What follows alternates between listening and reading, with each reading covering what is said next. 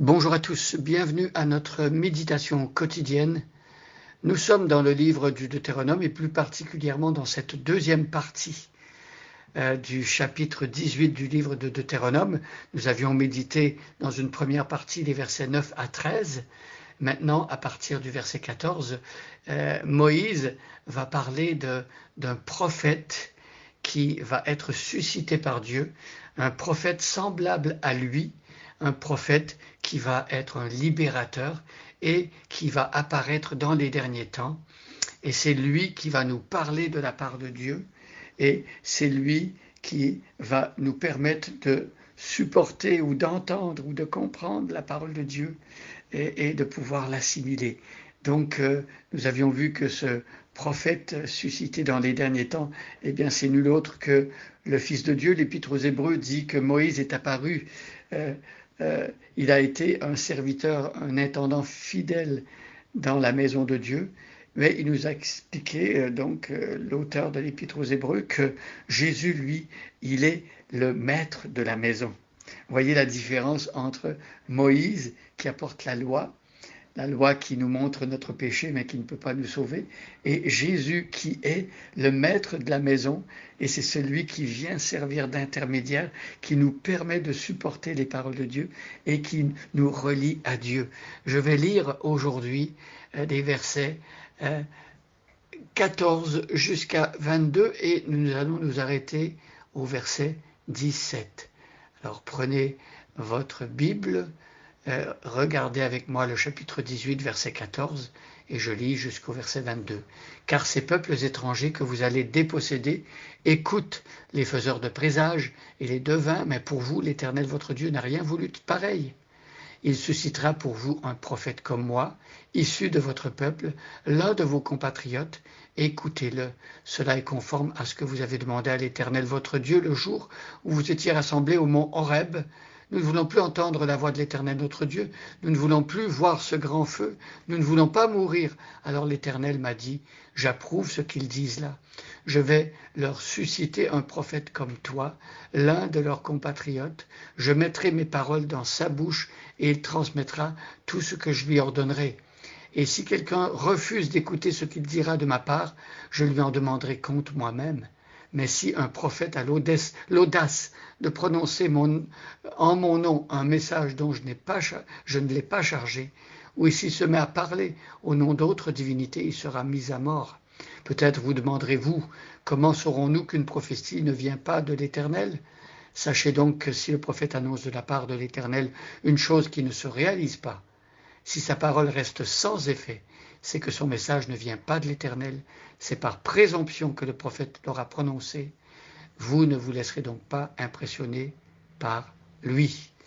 Alors regardons maintenant le verset 17. Alors l'Éternel m'a dit, j'approuve ce qu'ils disent là. Alors le fait que les êtres humains aient peur d'être directement dans la présence de Dieu et d'écouter directement sa voix, on pourrait se demander, mais est-ce que c'est juste cela? Est-ce qu'ils ont raison de ne pas vouloir écouter Dieu directement? Eh bien, ici, le texte nous dit sans ambiguïté que Dieu approuve cela. Dieu est d'accord à ce que les êtres humains se sentent indignes d'entrer directement dans la présence de Dieu. Dieu est d'accord, Dieu sait que un être humain ne peut pas être directement dans la présence de Dieu depuis qu'il y a eu l'événement de Genèse 3, le péché d'Adam et Ève dans le jardin d'Éden. L'être humain n'est plus capable, ce n'est plus possible pour lui d'entrer directement en contact avec Dieu. Souvenez-vous, dans le jardin d'Éden, Adam et Ève, le soir, à la nuit qui tombait, l'Éternel venait et marchait dans le jardin et Adam et Ève conversaient avec lui. Il n'y avait pas de séparation entre Dieu et Adam et Ève. Leur relation était directe et parfaite. Et depuis le péché d'Adam et Ève, eh bien, depuis que la race humaine a hérité de cette nature pécheresse depuis la faute d'Adam et Ève, eh bien nous ne pouvons plus nous présenter directement devant Dieu. Et on peut se demander, mais pourquoi? C'est parce que tout simplement, le livre d'Habakkuk au chapitre 3, verset 11, nous dit que les yeux de Dieu sont trop purs pour voir le mal. Habakkuk 3, versets 11 et 12. Les yeux de Dieu sont trop purs pour voir le mal. Dieu ne peut pas supporter le mal. La vision du mal n'est pas possible pour un Dieu qui est saint et qui ne peut pas entrer en contact avec le mal. Alors que se passe-t-il lorsque Dieu est en présence du mal? Eh bien, soit que la présence de Dieu consume le mal, et si la personne est attachée au mal, eh bien, elle est consumée avec, ou bien Dieu purifie le mal. Et c'est ainsi que l'être humain peut s'approcher ensuite de Dieu. Alors comment est-ce que Dieu purifie le mal?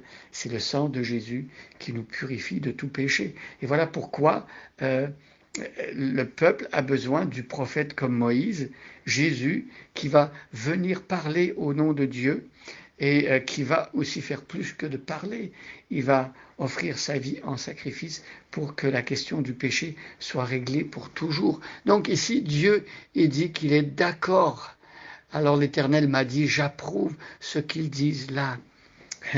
Dieu est d'accord et Dieu comprend que le peuple soit terrifié d'entrer dans la présence même de Dieu. Déjà, le peuple entendait les éclairs, le tonnerre et la voix de Dieu sur le mont Horeb, et il était épouvanté et disait, Moïse dit à Dieu que nous préférons que ce soit un prophète comme toi qui nous parle, que ce soit toi qui nous parle.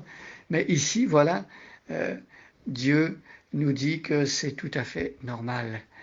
Mes amis, ceux qui essaient d'entrer en relation avec Dieu sans connaître Jésus, sans connaître le prophète comme Moïse, sans avoir une relation avec lui, eh bien ne peuvent pas, tout simplement pas, parce que leur péché les condamne devant Dieu. La loi de Dieu va leur paraître insupportable.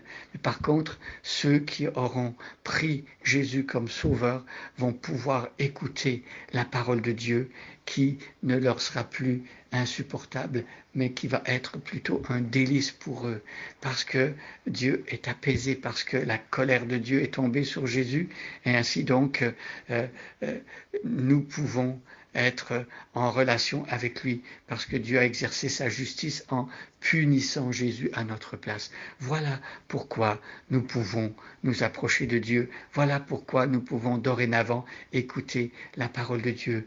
Parce que Jésus, le prophète comme Moïse, a pris notre place, parce qu'il a effacé nos péchés, et tous ceux qui se confient en lui aujourd'hui ont le pardon de leurs fautes.